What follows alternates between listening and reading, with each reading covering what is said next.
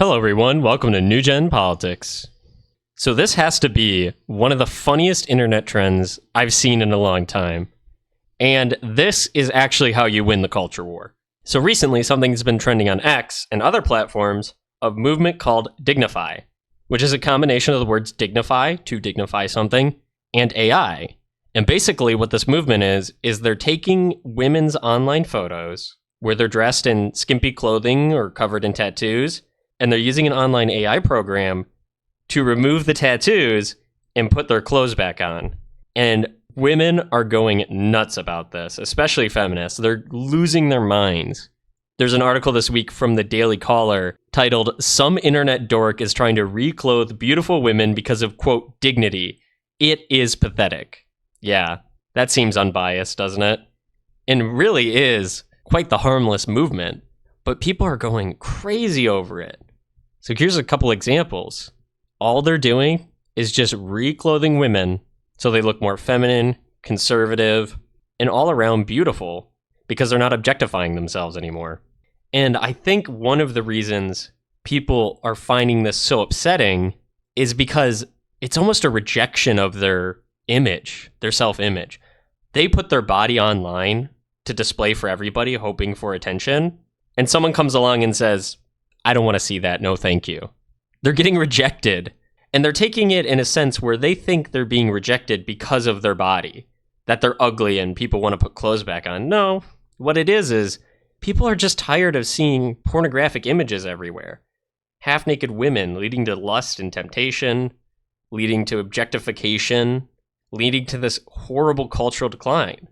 People want to see women who are feminine, who are conservative, who are traditional. And this is a step to push the culture war back in a frankly shaming manner. I'm not going to deny that this is definitely a way of shaming people into being those things, more conservative and more feminine. But is that really a bad thing?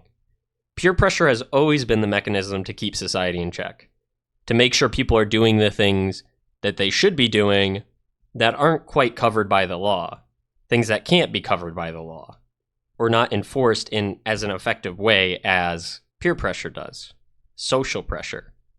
If you post a half-naked photo of you online and 8 people take that photo and reclothe it, you might start to consider, should I really do this? Should I really be posting half-naked pictures of myself on the internet just for attention? And people will say it's empowering and whatnot, and it's not. It's not empowering. It's degrading. It's actually the exact opposite of empowering because you're giving away a piece of yourself. You are devaluing yourself by giving away the image of your body. The lack of scarcity, by definition, devalues what you have to offer. And when you post your body online, it is not scarce. You have devalued your self-image by virtue of everyone can see it. You're not seeing your body as something valuable that should not be shared with anybody on the internet to do whatever they want with. And if people aren't going to realize that themselves, it seems like this DignifAI movement is going to do that for them. They've decided that it's in the cultural best interests of our society to reclothe these women if they won't do it themselves. And I think it's hilarious. I mean, it really is harmless. In fact, it's better than harmless because they're unobjectifying these women. They're actually doing the opposite of a bad thing. And just look at these photos. These women look more beautiful. They look more feminine. And even in this Daily Caller article, this is hilarious. They have that title. And then somebody took it and reclothed the woman in the picture from the article, which is just hilarious.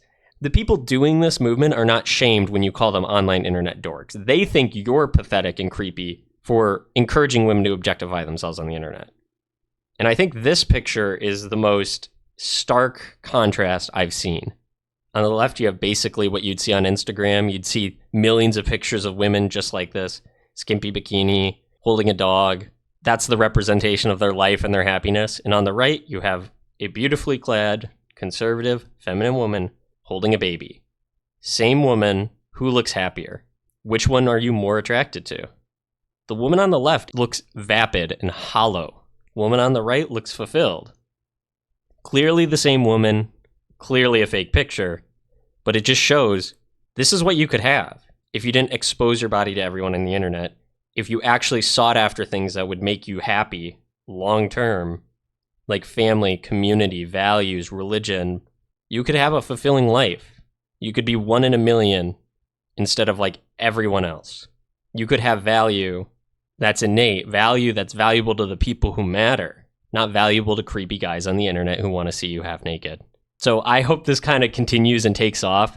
Not very many people are talking about it, but I think it's something worth mentioning because this is how you win a culture war, is you have to culturally shame the other side. That is really how you do it, because that's what the left's done for years. Oh, you don't think women should expose themselves? Well, it's empowering to them, and you hate women if you don't think they should be able to do whatever they want.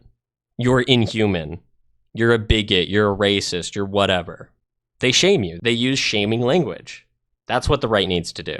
Shame the left, win the culture war. Now that you've heard what I think, do you think this is just a funny internet prank? Do you think it's something more? Let me know all your thoughts down in the comments below. And as always, don't forget to like, share, and subscribe.